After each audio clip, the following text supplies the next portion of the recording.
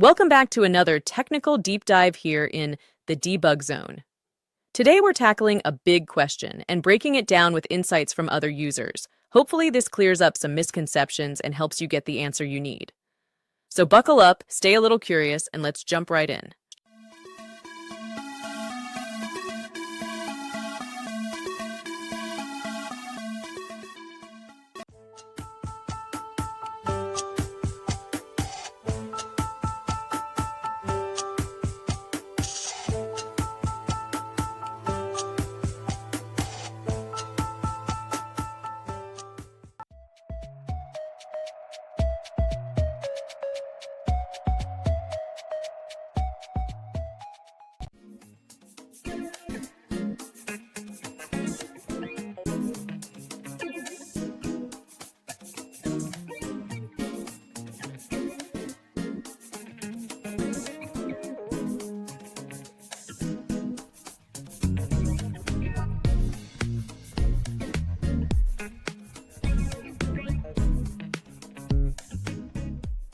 And that's a wrap.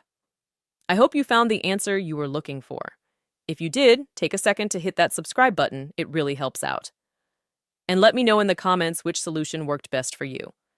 See you next time in the debug zone.